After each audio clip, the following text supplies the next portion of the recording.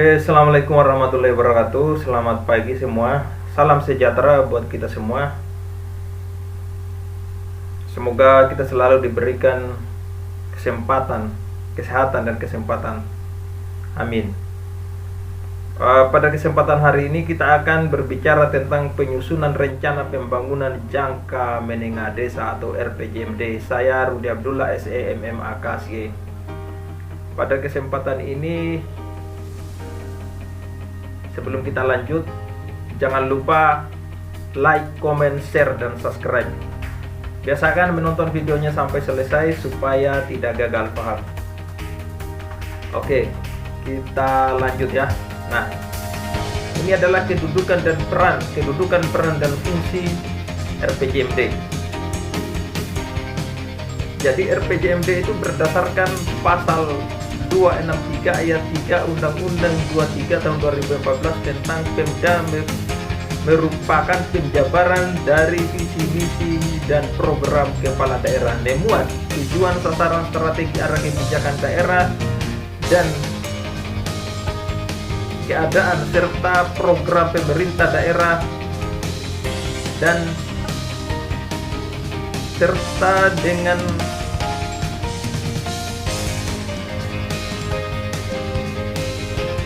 dengan keangka pendanaan yang bersifat induktif untuk jangka waktu 5 tahun yang disusun dengan berpedoman pada RPJMD dan RPJMN. Kalau N itu negara, kalau D itu daerah. Itu merujuk pada pasal 12 nomor 86 tahun 2017, juga berpedoman pada RT RW. Substansinya, RPJMD merupakan jabaran secara konkret dari visi misi dan program kepala daerah serta seluruh aktivitas Pemda dalam mendorong partisipasi masyarakat dalam pembangunan daerah. Formalnya, RPJMD menjadi landasan penyusunan RKPD dan resta yang disusun kepala daerah sebagai penjabaran program dan RPJMD ke dalam kegiatan-kegiatan strategis yang menunjang visi misi gubernur. Hal tersebut sesuai dengan amanat pasal 263 ayat 4 dan pasal 272 Undang-Undang nomor 23 tahun 2014. Operasionalnya saya geser ya, sudah kelihatan. Operasionalnya RPJMD memuat arah kebijakan untuk peningkatan kerja pelayanan Pemda yang menjadi tanggung jawab kepala daerah dan pemerintah daerah dalam melaksanakan tugas dan fungsi masing-masing dan merespon pemenuhan kebutuhan pembangunan untuk meningkatkan pendapatan masyarakat, kesempatan kerja, lapangan berusaha, akses dan kualitas pelayanan publik dan daya saing daerah. Faktualnya, RPJMD merupakan instrumen yang menilai keberhasilan unsur penyelenggara Pemda dalam menjalankan roda pemerintah. Hal ini mengingat keberhasilan penyelenggaraan Pemda dengan cara membandingkan realisasi capaian kerja penyelenggara Pemda dengan tenaga kerja pagu induktif yang direncanakan. RPJMD dan dijabarkan lebih lanjut ke dalam kelompok sasaran penerima manfaat dan lokasi kegiatan renstra pemerintah daerah. Ini hubungan, tidak kelihatan ya. Hubungan RPJMD dengan rencana pembangunan. Hubungan RPJMD dengan rencana pembangunan penganggaran pemerintah pusat dan daerah.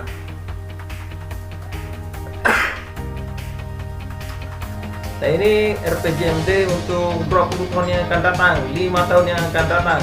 Nah, kita satu tahun saja.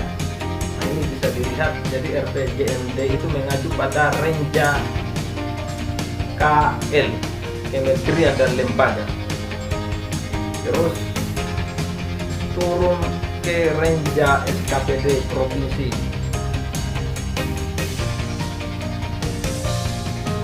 Ini bisa dilihat ya, harapannya ini untuk pemerintah dan daerah, tidak saja harapannya serta pedoman-pedoman ya.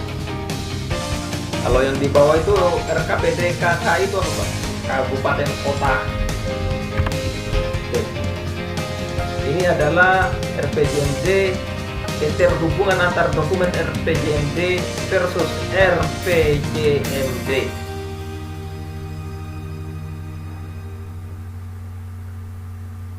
Itu jangka pendek, daerah, dan jangka menengah. Visi misi 20 tahun, arah pembangunan daerah, sarana membangun daerah 20 tahun. Nah, itu dilihat. Terhubungan antar dokumen RPJMD dan RKPD. Tadi RKPD sudah kita bahas. Nah, itu dilihat sama semua. Apa itu RPJMD? Berdasarkan pasal 263 dan pasal 264, penjabaran visi misi program kepala daerah yang memuat tujuan, sasaran, strategi, arah kebijakan pembangunan daerah dan keuangan daerah, serta program perangkat daerah dan lintas perangkat daerah yang disertai disertai dengan kerangka pendanaan bersifat induktif untuk jangka 5 tahun yang disusun dengan berpedoman pada RPJMD dan RPJMN. Itu ditetapkan dengan perda paling lama 6 bulan setelah kepala daerah terpilih dilantik. RPJM juga ini sebagai instrumen evaluasi penyelenggaraan pemerintah daerah. Jadi dilihat itu RPJMD-nya, dilihat dari situ capaian-capaiannya apa sih. Terus yang selanjutnya, apabila penyelenggara pemerintah daerah tidak menetapkan perda tentang RPJMD dan RPJPD dan RPJMD, anggota DPR dan kepala daerah dikenakan sanksi administratif berupa tidak dibayarkan hak-hak keuangan yang diatur ketentuan peraturan perundang-undangan selama 3 bulan. Jadi tidak dibayarkan ini selama 3 bulan ya. Nah, nilai strategis dan politis RPJMD. Media untuk mengimplementasikan janji kepala daerah terpilih yang telah disepakati pada saat kampanye kepada seluruh masyarakat. Pedoman pembangunan selama 5 tahun. Pedoman penyusunan rencana kerja tahunan RKPD. Alat atau instrumen pengendalian bagi Satuan Pengawasan Internal SPI dan Bapeda. Instrumen mengukur tingkat pencapaian kinerja kepala SKPD selama 5 tahun.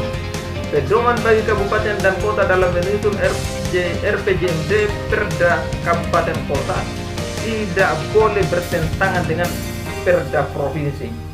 Pedoman penilaian keberhasilan pemerintah daerah sesuai amanat Peraturan Pemerintah Nomor 6 Tahun 2014 tentang pedoman evaluasi penyelenggaraan pemerintah daerah merupakan ruang politis bagi kepala daerah terpilih dan DPRD yang berdampak tidak baik apabila tidak dapat dicapai. Nah, ini peran dan fungsi dalam penyusunan RPJMD. Jadi RPJMD itu dibahas di DPR ya. Itu 2 kali dibahas di DPR. Jadi yang pertama yang dilakukan adalah merumuskan visi misi, rumusan tujuan dan sasaran, terus muncul rumusan strategi dan arah kebijakan. Terdiri dari program pembangunan daerah 3 tahun, program perangkat daerah, program induktif, program atau indikator program bagus berprogram setiap SKPD selama 5 tahun. Indikator kepala daerah tahun ke-1 sampai tahun ke-5. Nah, di sini juga fungsi kemudian lahir rancangan awal RPJMD. Kemudian dibahas dengan DPR, di mana fungsi DPR sebagai fungsi legislatif, budgeting dan pengawasan. Kemudian dikonsultasikan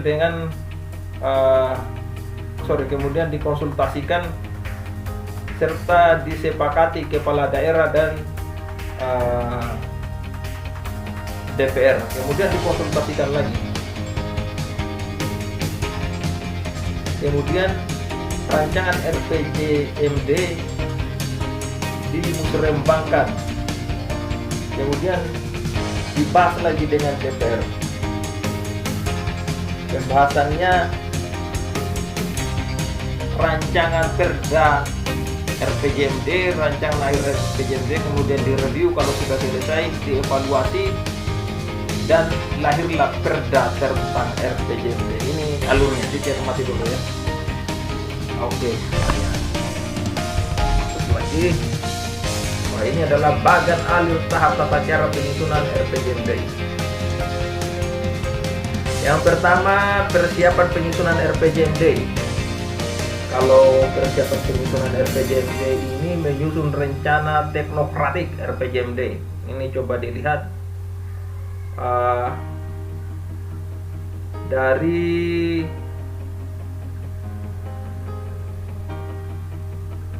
perumusan, penjelasan visi, misi, serta tujuan serta sasaran. Itu kemudian dilakukan penelaah melalui RPJMD, melihat visi, misi, dan program kepala daerah, penelaah RPJMN dan RPJMD provinsi, analisis isu-isu strategis, serta merumuskan masalah pembangunan daerah. Nah, ini dilihat, kemudian dilakukan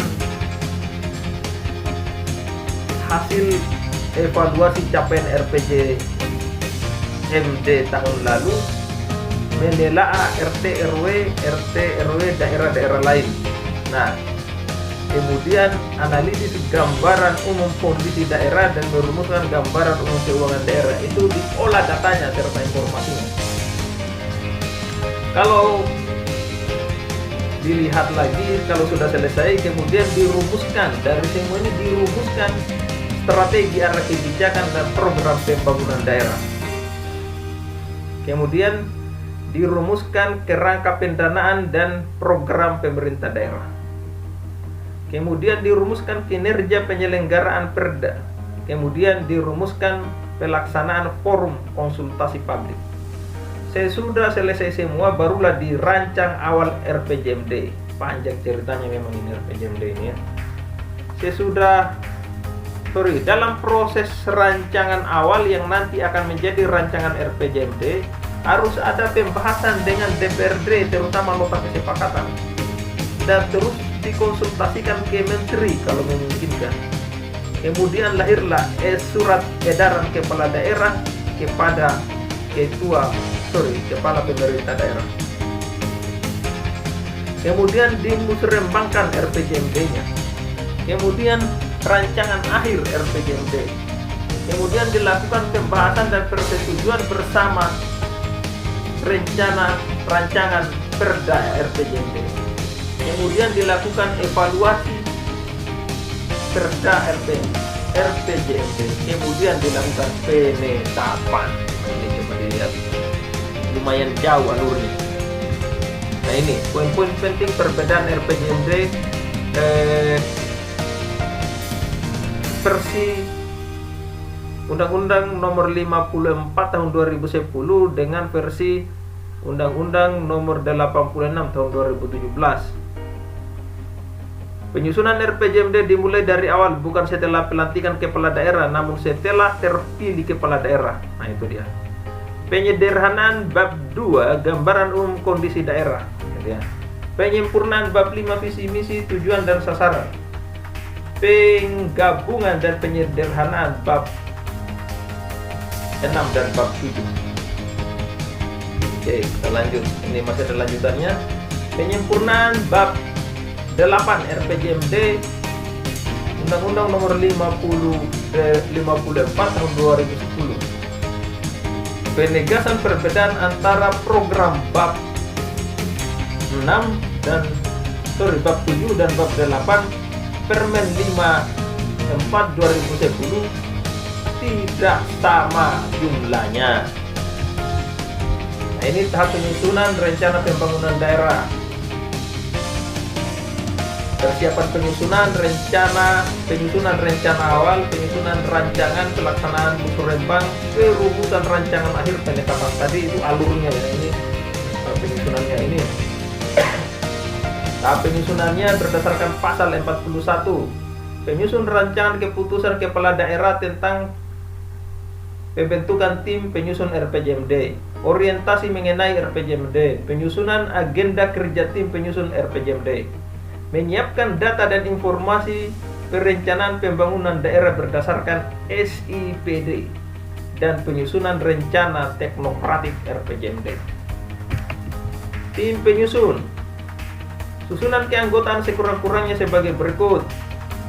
Penanggung jawab, sekretaris daerah, ketua tim, kepala daerah, wakil ketua tim, pejabat pengelola keuangan daerah, sekretaris daerah, kelompok kerja, kepala SKPD. Tim penyusun disiapkan oleh Bapeda dan diusun kepada kepala lembaga untuk ditetapkan dengan surat keputusan kepala daerah. Nah, data dan informasi pembangunan daerah, data 5 tahun terakhir untuk sekurang-kurang 3 tahun terakhir, kurang-kurangnya 3 tahun terakhir ya. Data informasi sekurang-kurangnya mencakup data dan informasi pada lampiran 1 Permendagri nomor 84 tahun 2017. Data dan informasi bersumber dari Sistem Informasi Pembangunan Daerah, badan dan instansi yang berwenang, hasil evaluasi RPJMD dan Renstra SKPD periode berjalan. Nah, ini persiapan penyusunan teknokratik RPJMD. Yang pertama, pembentukan tim penyusun RPJMD, orientasi, agenda kerja, penyiapan data dan informasi, rancangan teknokratik RPJMD, analisis gambar umum kondisi daerah, gambar keuangan daerah, permasalahan pembangunan daerah, penelaa dokumen perencanaan lainnya, isu strategis daerah. Terus yang selanjutnya, pendahuluan, gambaran umum kondisi daerah, gambaran keuangan daerah dan permasalahan dan isu strategis daerah. Selanjutnya disempurnakan berpedoman pada visi misi dan program kepala daerah terpilih, di mana terdiri dari pendahuluan, gambar umum kondisi daerah, gambar keuangan daerah, permasalahan dan isu strategi daerah, visi misi dan tujuan sasaran, strategi arah kebijakan dan program pembangunan daerah, kerangka pendanaan pembangunan dan program perangkat daerah, kinerja penyelenggara pemerintah daerah. Nah, ini sistematika dokumen RPJMD berdasarkan pasal 47, di mana terdiri dari 9 bab.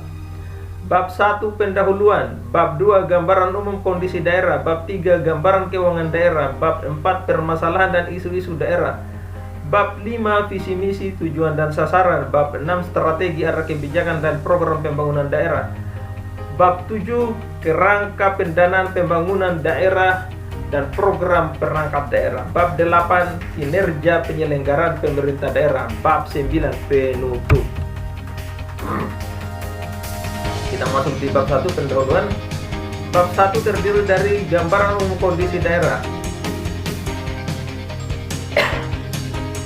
Bab 2 gambaran umum kondisi daerah, permasalahan dan isu strategis, di mana di dalamnya, kalau bab 3-nya yaitu gambaran umum keuangan daerah, di mana bab 2 dan bab 2 dan bab 4 itu memiliki hubungan yang erat dengan bab 5 bab 6 dan bab 7. Nah, ini coba dilihat ya hubungannya. Seperti ini, itu hubungannya ya. Jadi saling keterkaitan antar bab, kecuali bab 10 penutup itu tidak ada hubungannya, langsung ditutup. Oke, kita lanjut. Nah, ini bab 1 pendahuluan, latar belakang isinya. Ini memuat definisi RPJMD, amanah regulasi, penyusunan, niat strategis, tanggal pelantikan dan masa bakti, periodisasi kepala daerah, dasar hukum penyusunan sekurang-kurangnya, memuat undang-undang pembentukan daerah, undang-undang PP, peraturan pemerintah perundang-undang berkaitan lainnya, dan perda terkait, hubungan antar dokumen RPJMD, maksud dan tujuan, menjalankan tentang tujuan dan maksud penyusunan RPJMD, sistematika penulisan, memuat penjelasan ringkas dari masing-masing. Ini untuk bab 2, gambaran umum kondisi daerah. Kondisi geografi dan demografi, indikator capaian kerja penyelenggara pemerintah daerah, capaian SPNI dan indikator-indikator lain yang relevan selama 5 tahun, basis datanya, data dan informasi yang disajikan, analisis dan interpretasi data serta informasi umum, serta informasi ya. Nah, ini aspek-aspek penyelenggaraan pemerintah yang harus disajikan pada bab 2, gambar umum kondisi daerah. Ini ada banyak aspeknya, ada 4: aspek geografi dan demografi, aspek kesejahteraan masyarakat, aspek pelayanan umum, aspek daya saing daerah. Nah, ini coba dicermati ya per aspek. Nah, ini contoh hasil analisis gambaran umum kondisi daerah terhadap capaian kerja penyelenggara unsur pemerintah. Nah, ini coba dicermati selama 5 tahun. Nah, ini masih lanjutannya.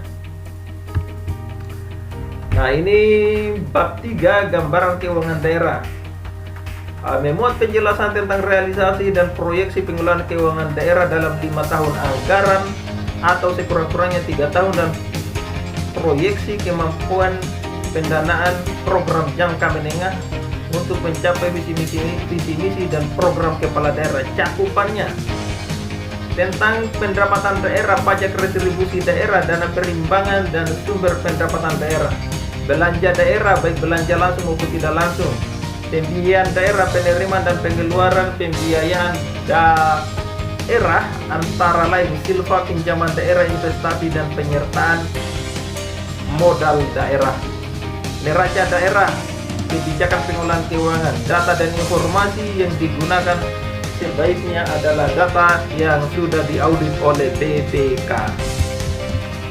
Nah, ini contohnya rata-rata pertumbuhan realisasi pendapatan daerah. Nah, ini kapasitas real keuangan daerah. Jadi kapasitas real keuangan daerah ini sama dengan total penerimaan kurang belanja tidak langsung tambah pengeluaran pembiayaan. Kapasitas real keuangan prioritas dialokasikan untuk membiayai belanja langsung wajib dan mengikuti serta memenuhi penerapan pelayanan dasar. Prioritas 2 dialokasikan untuk membiayai belanja memenuhi visi dan misi kepala daerah. Prioritas 3 dialokasikan untuk membiayai pembelanjaan penyelenggaraan untuk pemerintah lainnya dan belanja tidak langsung. Penyelenggaraan urusan pemerintah lainnya dan belanja tidak langsung lainnya. Nah, ini contoh, ini modelnya. Nah, ini rencana penggunaan kapasitas real kemampuan keuangan daerah. Bab 4, permasalahan dan isu-isu strategis. Dalam bab ini diuraikan 2 hal: permasalahan pembangunan daerah dan isu-isu strategis. Oke, kita lanjut ya. Jadi permasalahan pembangunan daerah adalah gap ekspektasi antara kerja pembangunan yang dicapai saat ini dengan yang direncanakan, antara yang diinginkan dicapai di masa yang akan datang, kondisi real serta perencanaan dibuat. Sedangkan isu strategi pernyataan mengenai kondisi atau hal yang diperhatikan atau dikedepankan dalam perencanaan pembangunan ke depan. Oke, ini jangkanya selama 5 tahun. Nah, ini penjabaran dari tadi ya. dicermati. Saya next saja ya. Nah, ini bab 5 visi misi dengan tujuan. Nah, ini membahas tentang visi sesuai dengan visi kepala daerah terpilih saat kampanye. Pengurusan misi sebaiknya diselaraskan dengan isu strategi. Tujuannya adalah suatu kondisi yang dicapai yang dihasilkan dalam jangka waktu 5 tahun. Nah, ini kriteria tujuan dapat dijabarkan lebih operasional, di mana menjadi sasaran strategi dalam memperhatikan misi pembangunan daerah yang ditetapkan. Satu atau berapa tujuan dapat dimanfaatkan untuk mewujudkan satu misi. Rumusan tujuan disusun dengan memperhatikan isu-isu strategis yang ditemukan. Rumusannya menggambarkan bahasa yang jelas dan mudah dipahami. Nah, kriteria sasaran ini sudah dijelaskan pada pertemuan sebelumnya. Ditetapkan untuk mewujudkan tujuan, upaya mewujudkan tujuan yang dapat dilakukan melalui beberapa sasaran memenuhi kriteria SMART. Ini sudah dipaparkan ya. Ini catatan penting dalam menjalankan visi misi, tujuan dan sasaran. Oke, dicermati. Nah, ini visi misi, tujuan dan sasaran jangka menengah. Contoh rumusan tujuan dan sasaran dan indikatornya. Ini dilihat. Oke, bab 6, strategi, arah kebijakan dan program pembangunan daerah.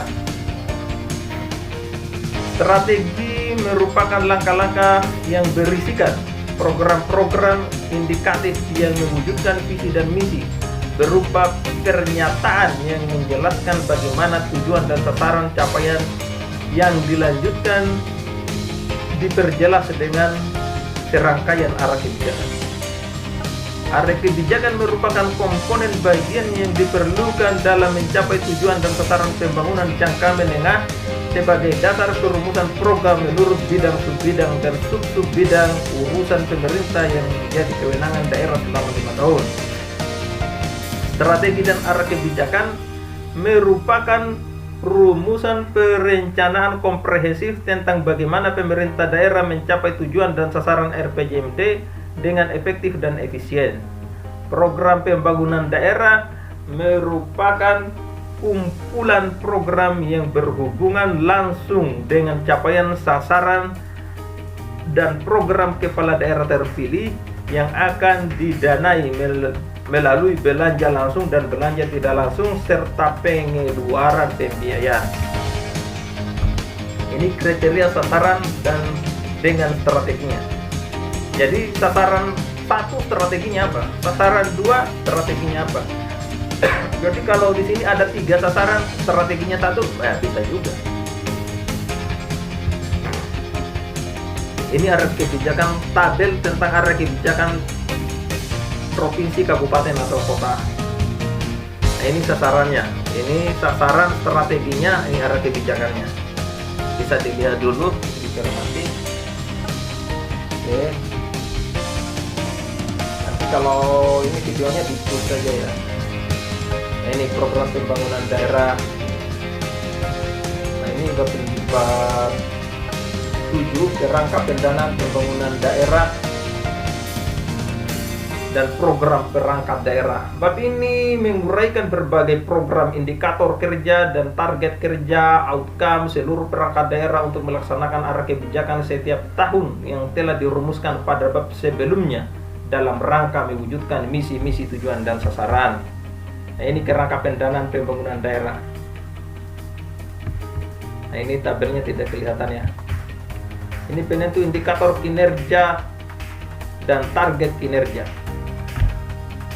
Jadi di sini kalau kriterianya kinerja menurunkan, meningkatkan, mengurangi dan mempertahankan. Ini coba lihat indikatornya. APM, APK, rasio guru dan murid, indeks pembangunan manusia. Ini indikatornya ya. Ada tabel khusus ini.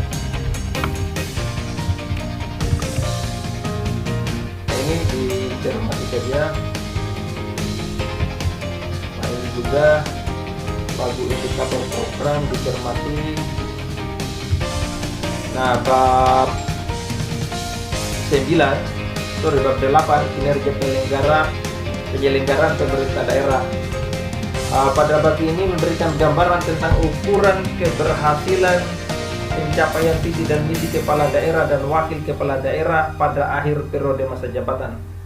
Nah, ini dicermati.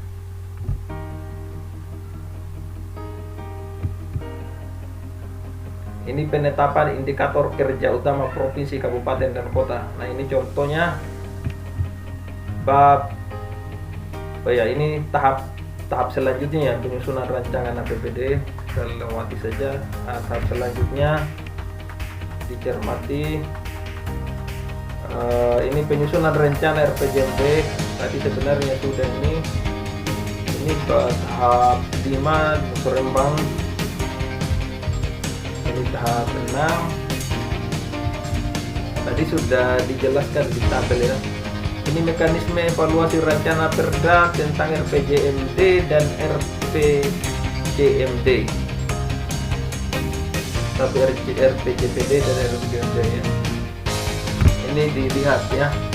Kewenangan Pemda sampai di mana, kewenangan Kemendagri di mana. Oke, dilihat. Nah, tujuan evaluasi terhadap rencana Perda provinsi tentang RPJMD dilakukan untuk menguji kesesuaian dengan RPJMD provinsi, RPJMN, kepentingan umum dan atau ketentuan peraturan perundang-undangan yang lebih tinggi. Itu berdasarkan pasal 269 Undang-Undang Nomor 23 Tahun 2014. Nah, ini perubahan RPJMD. Ini dicermati saja ya. Ilustrasi perubahan RPJMD ini coba dilihat. Oke, saya mulai dari perubahan RPJMD dulu sedikit. Perubahan RPJMD hanya dilakukan apabila hasil pengendalian dan evaluasi menunjukkan bahwa proses perumusan tidak sesuai dengan tahapan dan tata cara penyusunan rencana pembangunan daerah yang diatur dalam peraturan menteri ini. Hasil pengendalian dan evaluasi menunjukkan bahwa substansi yang dirumuskan tidak sesuai dengan peraturan menteri ini dan atau terjadi perubahan yang mendasar.